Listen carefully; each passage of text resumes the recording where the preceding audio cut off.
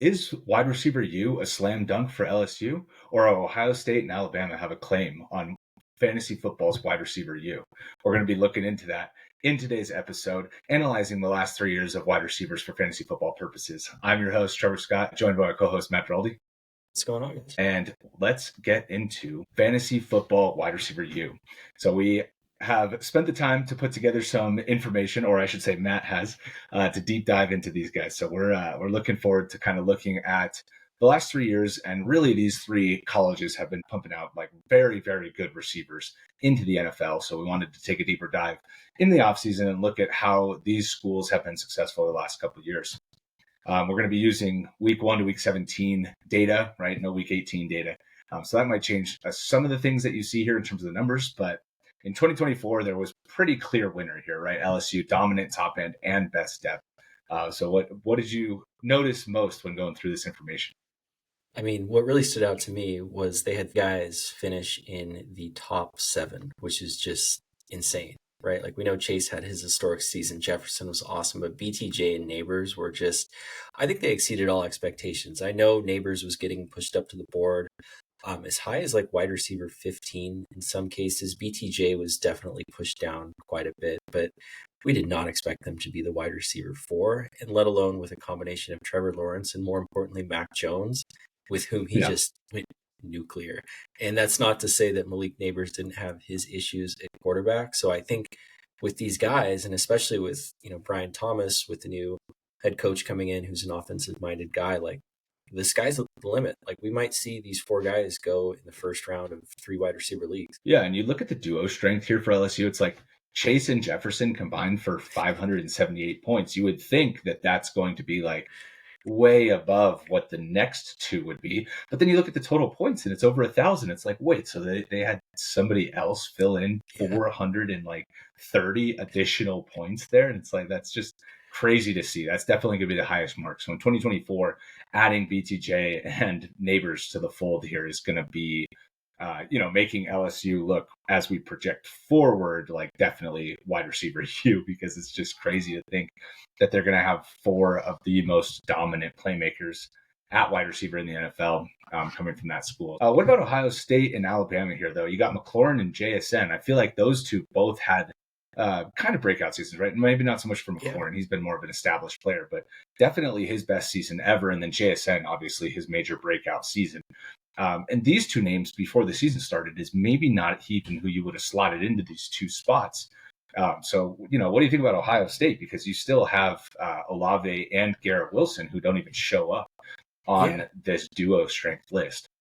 I mean, going into the draft, it was like I had Garrett Wilson at like 7, which was pretty much consensus. Like Marv was just, I think, 1 spot above Olave for me, but all those guys were in the top. Those 3 guys were in the top 13, and obviously Olave we omitted just because we're taking the top 4. He was injured, which was unfortunate, but Garrett Wilson had a great season himself too. Like the ascension of JSN was something that was pretty remarkable. And I remember, when he was starting to pop off this year and people were like, well, just, sell high. And it's like, no. When you have a guy of this prospect caliber that's finally breaking out, like you hold on to him because he, let's not forget, was the top draft pick at wide receiver from the year before. So I think that was really cool to see from him. And then with McLaurin, we've known he's a great player. Like he finally got his quarterback. So that was just really awesome to see.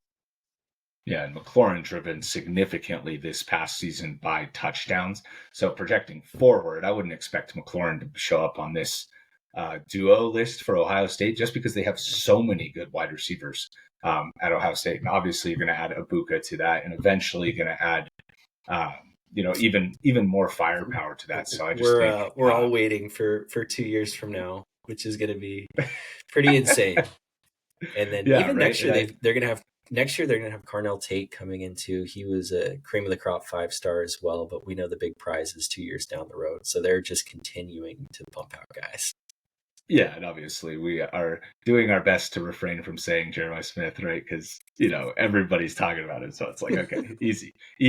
No, but we get it. And then, we get it. And then Alabama, right, coming up a distant third, it feels like here between the 2 schools, because not only were they the top duo, right, between Jeudy and Jamo, like not measuring up in terms of total fantasy points, but their top four also weren't really that close either. And you've got Amari Cooper, who was a strong option from this school for a long time, maybe starting to look like he's fading a little bit.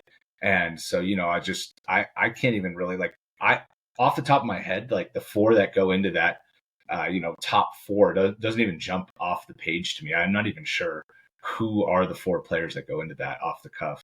Yeah, so Ridley ended up finishing at the 4, right? And he was kind of up and down. Like he had a nice spike in the middle, and he finished, I believe, at like wide receiver 29. But with Alabama looking forward, I mean, we're probably not going to see another big difference maker until Ryan Williams. So that class with Williams, 2 years down the road as well, he's going to make a big splash. But ever since Bond transferred, like he's going to wear the Texas flag. So yeah, I would expect them to be at number 3 probably for some time now. So obviously LSU number 1 for this past season, but looking back into 2023, that maybe was a little bit different here. We have kind of Alabama showing up in the depth and in the duo strength. So, Alabama before this past year had a little bit of more stake in this, so Chase had the highest individual performance from anybody at this school. That stood out, or from these schools, that stood out to me. I was very surprised to see that because I felt like Chase had a complete down year, but you see the difference in points per game and total points from 2024. And it's like he had 319 versus 208 and then 19 and then 13.9. It was staggering, the difference between Chase's season, despite the fact that he finished as the top individual performer here. But, we mentioned Cooper in the last slide, and it's like, he obviously was much better before this season overall, right? And then having DeVonta Smith be a top contributor in 2023 and in 2022, really. So, I think maybe he gets back a little bit more productive next year and can show up in that duo for 2025. Yeah, and this year was so much different with LSU specifically because without BTJ and Malik Neighbors, like we had to incorporate DJ Chark and Odell Beckham Jr. in this category for the 4 guys. So that brought them down quite a bit. And then with Ohio State, it was like they had all these guys in the middle, right? Like Olave was their top guy who finished wide receiver 21. And then it was like Wilson was wide receiver 30, even though he got like 170 targets or something like absurd that year. McLaurin was in the mid-30s. Will do that too, Yeah. And yeah, no kidding. And then Curtis Samuel was like wide receiver 42. We knew he actually played kind of well with what was the guy from North Carolina that was their quarterback? Sam Howell. Yeah, who was just throwing it on every play. Oh gosh. Yeah. Yeah. So kind of a down year overall, and so it was interesting because even though it was a down year going into 2024, all these wide receivers were still getting pushed up the board quite a bit, and it was more in vogue to push these guys up. And then, of course, we see a renaissance year from the running backs. So we'll see what happens coming into this year. Yeah, and obviously with LSU in 2023, right, you got Jefferson showing at 138 as the second best option for LSU.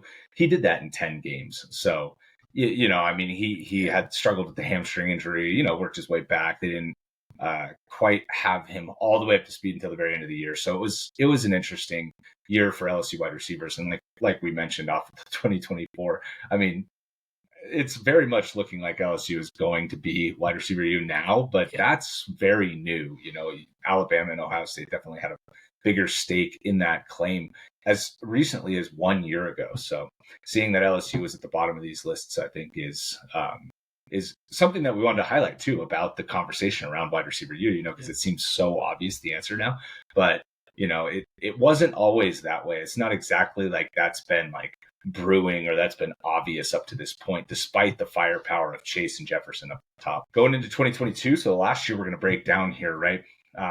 Jefferson obviously carrying the flag here. He had a monster season, and surprisingly, Jamar Chase actually had a better year this year than Jefferson did in the 2022 season in terms of total points and points per game. But obviously, you see Jefferson and Chase here, and you see their star power with the duo strength, but you see the LSU, again, they struggle to put together any other receivers in this category in 2022. And in the top 4 kind of fall short from Alabama and Ohio State.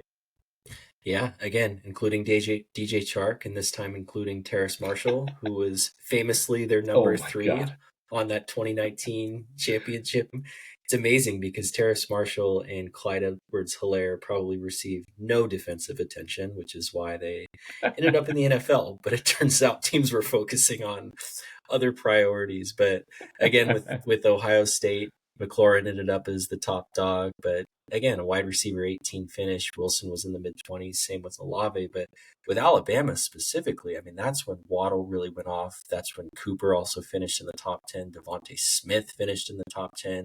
And then we had Jeudy as the wide receiver 26. So you made a good point about how now it seems like, or how now LSU is such a slam dunk. But in this year, it was Bama pretty clearly, and that's the way the conversation was. So pretty cool to look back on all those guys, and it seems like a much easier exercise. And then you're like, oh crap, you got to include guys like Terrace Marshall. Like, hang on a second. Yeah, exactly. In terms of depth, right? When you're talking about who's putting out receivers most consistently, it can't just be LSU at Jefferson and Chase. And it's like, well, okay, we understand that they're both awesome and they're probably the two best receivers in football right now. But when you start looking at depth, and even Waddle, right? I mean, he doesn't show up in 2023 or in 2024. And it's surprising because he's so talented, but he dealt with injuries and then he had a down year this past year. He was kind of phased out of the offense inexplicably. So moving into next year, there's still a chance, right? If Tyreek Hill moves on, or if they do shift more of the downfield passing game to Waddle and kind of get him back into the 140 target range with some downfield work, he can still ascend into that top 15 wide receiver range in any given season. So still have faith in the Alabama wide receivers that are in the league. It's just the top end now for LSU is kind of going to end this conversation for the next couple of years that we would anticipate for both duo and depth strength. So moving into the 3-year compilation here, we just have LSU for best star power. And I think, we talked about that with Chase and Jefferson. It's not a debate, but I will say that 2023 season, right, the 208, we did see multiple other receivers in the years around it eclipse that 208 number. So it was like almost a timing thing in 2023 where nobody was able to dethrone LSU there. And, the duo, again, we're talking about Chase and Jefferson with those numbers. So it's going to be really hard to beat them over an extended stretch because they're just going to continue when they're on the field to outperform their competition in terms of any other duo that we're going to look at the wide receiver position. And then the best depth, right, fueled big time by the 2024 output is LSU at the top, but they're LSU and Alabama within 6 points here is wild to see over a 3-year span. Yeah, it really feels like Alabama should win in terms of depth over the course of years. But again, just that top level star power mixed in with BTJ and Neighbors this year, they got the triple crown. So this was a really fun exercise to do. I know what some of you are probably thinking. We didn't include USC, but let's just think critically. Michael Pittman has not been as great as we would want him to. Obviously, Amon-Ra's a stud. But yeah, these are definitely Smith-Schuster. Yeah. Yeah, we don't want to talk about them. So they were a distant fourth, so they were omitted. But even looking at these numbers, though, right? Like LSU, they got over 1,000 points in 2024. So almost half of their production came in one season over a 3-year span, which I think says a lot.